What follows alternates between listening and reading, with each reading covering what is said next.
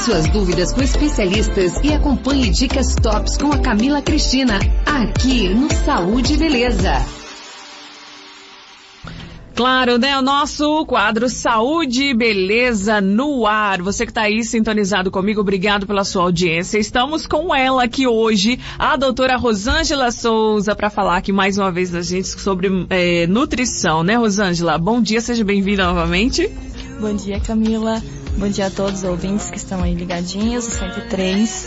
É sempre um prazer vir aqui falar um pouquinho sobre saúde para vocês. Perfeito. E hoje o nosso tema vai ser sobre nutrição no tratamento de patologias, que no caso é doenças, né?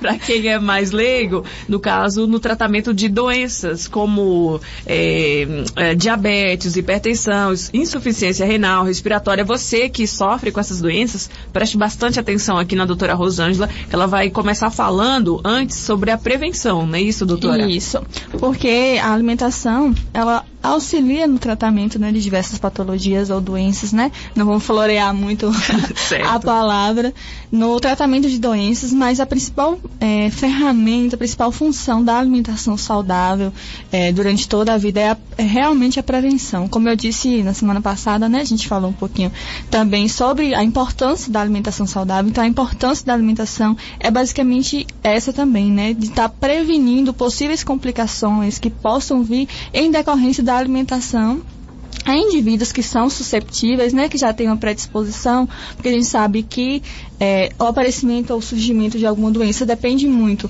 do estilo de vida da pessoa, né, se ela pratica atividade física, se ela come de forma saudável, o que ela faz ali no seu dia a dia.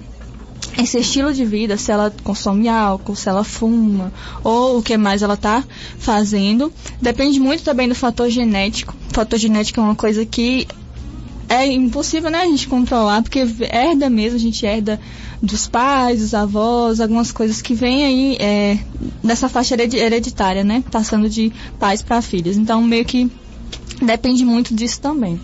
E aí, outros fatores também, né, em menor escala, mas o estilo de vida e o fator genético também contribui muito no surgimento de doenças. Contribui, e no caso, assim, para essas pessoas que já sofrem, né, com essas doenças, infelizmente, a diabetes, para a gente poder começar falando sobre ela. As pessoas que têm diabetes, como que funcionaria a parte de alimentação, a parte da nutrição, funcionando para essas pessoas que são diabéticas? Bom, no indivíduo diabético, né, acho que é uma das doenças que a nutrição mais atua, né, que está diretamente relacionado com o fator nutricional, porque ali a gente tem o fator glicose, né, que é advindo do carboidrato que a gente tem em muitos alimentos, como pães, né, massas de forma geral, tem muito carboidrato. E esse carboidrato que meio que, né, falando em palavras mais fáceis, vira o açúcar que é circulante no sangue das pessoas normais e que em pacientes que têm, em indivíduos que têm diabetes, em excesso é prejudicial. Aí o paciente pode ser insulino dependente ou não, né? Depender de insulina, ter uma pequena produção ou mesmo não ter produção de insulina, que a insulina é que é utilizada para fazer a quebra dessa glicose no nosso organismo. Então, no paciente diabético, no indivíduo diabético, a nutrição ela é muito importante para a gente ter esse controle do que a gente deve ou não, da proporção que a gente deve ou não comer determinados alimentos, da quantidade e também melhorar a qualidade da alimentação como um todo. Porque o que eu penso, Camila, penso, a pessoa que tem diabetes, ela tem que ter o cuidado muito mais que redobrado com a sua alimentação, né? Às vezes, assim, a pessoa que é diabética, eu não convivo com pessoas diabéticas, mas eu creio que elas devem olhar todos os rótulos, né? Ver tudo bonitinho, para ver se não tem açúcar, quantidade, né? Aquela parte nutricional que tem. Então, assim, há alimentos que pode até confundir uma pessoa se ela não tiver um acompanhamento de um profissional, que alimentos que não deixam bem claro que aquilo ali não tem açúcar, que, né, aquela coisa toda. Então, assim, é perigoso a pessoa consumir um alimento que não é bom para ela, né, por falta de ter um profissional na área acompanhando a alimentação dela, não é isso? Isso. É exatamente por isso também, Camila, que eu sempre falo, né? Descascar mais e desembalar menos, porque a indústria ela usa de artifícios para enganar os consumidores. de diversos tipos de artifício. Às vezes não está ali explícito açúcar na embalagem, em nenhuma parte da embalagem, nem na lista de ingredientes, nem nada. Mas tem um xarope. Quando você vê xarope, você sabe que aquilo ali é açúcar. Tem uma... Isso aí já é uma dica bacana até para quem não é diabético, né? Isso. Tipo assim, não quero consumir um alimento que tem açúcar, vou pegar esse aqui não tá escrito açúcar, não tem nada, mas xarope é açúcar. Xarope é uma das palavras que a gente associa com açúcar. Tem algumas outras, quando tiver alguma coisa de glicose, né? Algumas palavras que precedem glicose. Pode ter relação também com açúcar. Diversas palavras que artifícios que a indústria usa mesmo para enganar o consumidor, né? Fazer com que ele consuma mais. Porque o açúcar tem esse artifício, né? Ele meio que engana o nosso cérebro para a gente estar consumindo mais e criar meio que uma dependência para a gente consumir mais aquele alimento.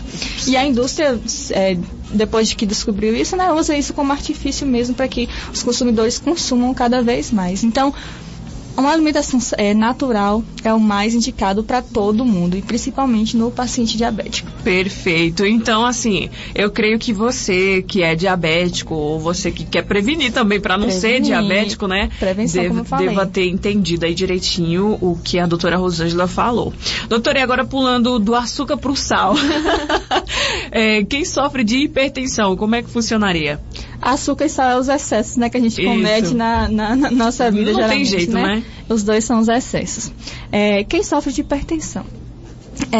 Não é só, né, retirar o sal de cozinha que a gente... Que aquele sal de cozinha não é o único sal que a gente consome ao longo do dia. Como eu falei, os industrializados têm muito sal embutido. Esses processados, como salsicha, linguiça, salame, a gente não está vendo ali a quantificação de sal, só que eles têm muito sal embutido. Então, evitar ao máximo esses alimentos. Evitar também, né, a adição de sal, porque também eleva, né, a pressão sanguínea, né? E a pressão sanguínea, explicando mais assim, detalhadamente, nada mais é do que a pressão que o sangue vai exercer nos vasos, né? Que pode ser danosa. A pressão que esse sangue exerce nos vasos pode ser danosa a esse vaso sanguíneo. Por isso que a pressão arterial, a hipertensão arterial é prejudicial. Então, além do sal, a gente tem a cafeína também. Grande quantidade de cafeína. Também prejudica? Tendem uma quantidade exagerada, né? Um cafezinho que a gente toma diariamente não tem grandes problemas, mas uma quantidade de cafeína exagerada tende também a tá aí uma coisa que eu não sabia. Eu não sabia disso. Eu acho que algumas pessoas também, a maioria, não sei, não sabem disso, né? Assim, pensa assim, a hipertensão é o sal, né? Que aumenta a pressão. O consumo extrapolado da cafeína, no caso, também. O excesso da cafeína também aumenta essa pressão. Outra coisa que aumenta essa pressão também é a presença de gordura, muita gordura na alimentação. Porque se a gente pensa, né? Quando a gente tem a presença de gordura, a gente tem mais gordura dentro do vaso. Então, esse vaso tende a formar barreiras a passagem desse vaso, então dificulta a passagem do sangue. Se a gente está criando uma barreira e dificultando que o sangue ele vai a fluxo, né? Tem esse fluxo, então a gente está aumentando essa pressão sanguínea dentro do vaso. Então isso também aumenta a pressão arterial. Caramba! Olha aí, né, gente, como é bom esse quadro, dica com a especialista, porque a própria especialista tem muita propriedade para poder falar, e a vocês que estão nos acompanhando aí, vocês sabem que, assim, a importância de saber tudo isso, e nós queremos aqui agradecer a doutora Rosângela e agradecer também a toda a Macaúbas FM, porque, assim, é um quadro que ajuda muito as pessoas que estão em casa, porque assim, é um especialista falando, então tem propriedade. Tem coisa que nem eu sabia, tô sabendo agora. Então, assim, eu acho que é de suma importância para quem está ouvindo o nosso programa, sofre de hipertensão, prestar bastante atenção nesses detalhes e procurar um profissional da área. No caso, procure a doutora Rosângela, que é ótima também, ela já acabou de explicar pra gente aqui a importância que tem de você ter um profissional da área para poder te ajudar aí na sua parte de alimentação, que é muito importante. E também as pessoas que sofrem de outra patologia, que outra doença, insuficiência renal, né? São também algo que tem algo... A nutrição atua também. Os problemas renais estão muito relacionados com a diabetes. Geralmente, se o paciente é diabético há muito tempo e é um diabético descompensado. O que é um diabético descompensado? É aquele paciente que ele não controla, ele não faz, cumpre a medicação ou a própria alimentação. Então, esse descompasso, ele vem surgindo há muito tempo. Então, pode ocorrer complicações. Por exemplo, a gente tem muito paciente diabético que acaba perdendo a visão, né? Pode ter algum... pé diabética, que a gente chama, né? Que começa a aparecer aquelas feridas, e isso é da diabetes descompensada. E a gente tem também o renal, que também é uma complicação do diabetes. E a nutrição também atua de forma muito importante no paciente renal, porque pacientes renais, em alguns estágios, né, pode ser renal agudo, renal crônico, a gente tem algumas restrições, como por exemplo, habituou-se há muito tempo a restrição de proteína, que é restrição de alimentos de origem animal. Então, dependendo de valores bioquímicos, de alguns exames que esses pacientes possam mostrar, né, alguns descompassos que podem mostrar, a gente tem que restringir algumas coisas, então a nutrição atua de forma muito importante nesses pacientes também. Perfeito. Então, assim, tratando-se também da respiratória, como você comentou aqui comigo. Respiratória, insuficiência respiratória a gente atua também, porque não sei acho que muitas pessoas não sabem que a presença de carboidratos em excesso é muito prejudicial para pacientes que têm insuficiência respiratória. Porque é como explicar de forma mais simples, como se a gente gastasse mais energia para metabolizar o carboidrato. Então, se a gente gasta mais energia, a gente fica mais fadigado, a pessoa sente mais falta de ar, sente mais... Isso. Né? Aquela pessoa que se cansa muito rápido, né? Quanto mais carboidrato, mais a pessoa vai se sentir assim. Então, a gente tem que ter um controle. Aquelas pessoas que não entendem nada. O que alimentos mais ou menos seria carboidrato? Carboidrato é massas de forma geral. Pão, tudo que é feito macarrão, farinha, né? É isso, arroz, né? Quanto mais você aí tá em casa, que, excesso, né, que come muito pão, muito macarrão, muita coisa. Então, aí você começa a subir a escada, você já sabe que já é um ponto aí de prestar atenção, né, na alimentação. No caso de já ter aparecimento da insuficiência respiratória, né? O paciente já tem insuficiência respiratória, aí a gente tem que tomar mais cuidado. Mais cuidado ainda.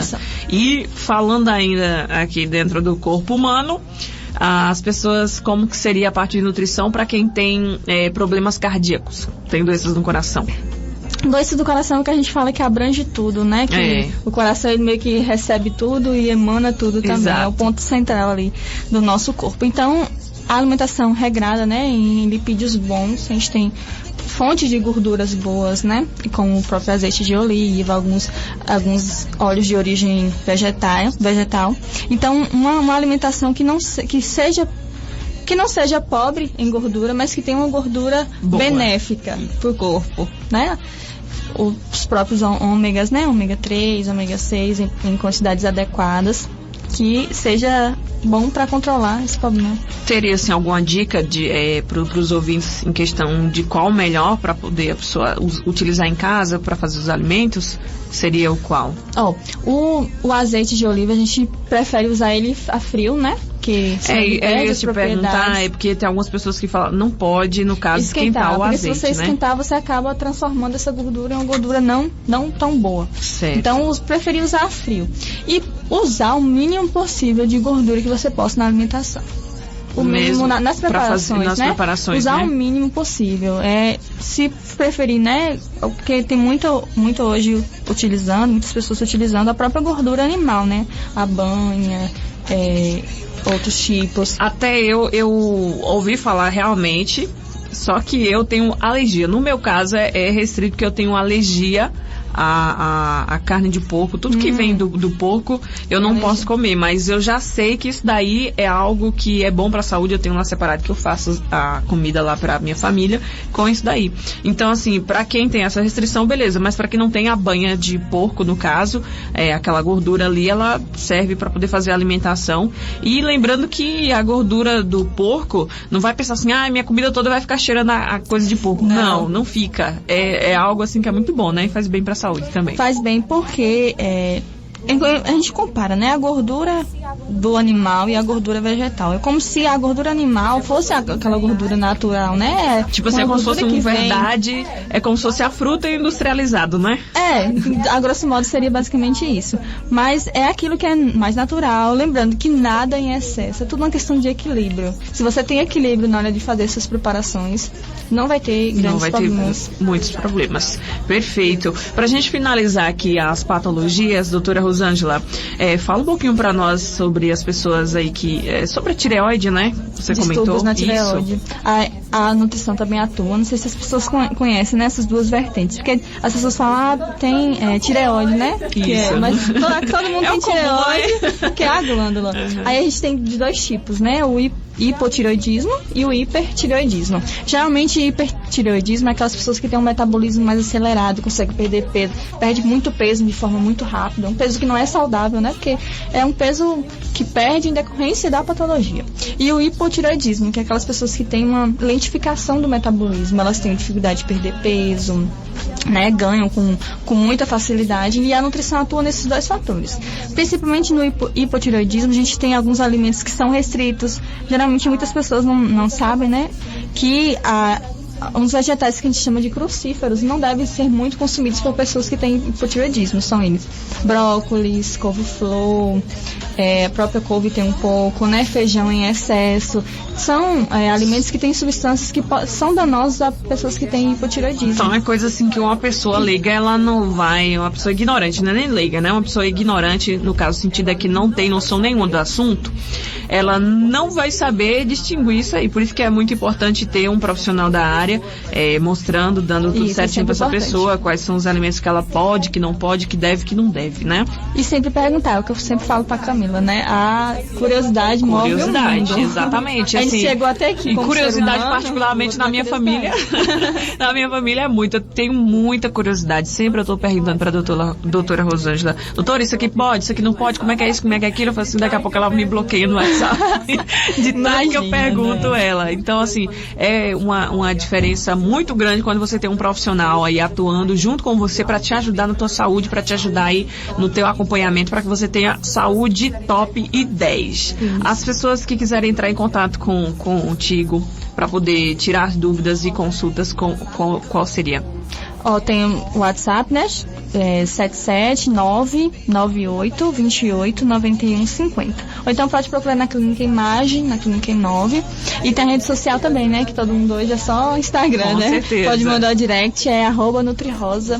Só chamar lá que eu sempre tô disponível. @NutriRosa, é só você procurar ela. Doutora, muito obrigada aqui pela sua participação hoje, tá? Obrigada. Logo menos ela vai voltar aí com outros temas bacanas pra vocês, tá? Muito obrigada pela sua presença. Eu que agradeço, Camila, agradeço a todos que se dispuseram a ouvir um pouquinho sobre saúde. Sempre que der, eu tô por aqui. Perfeito.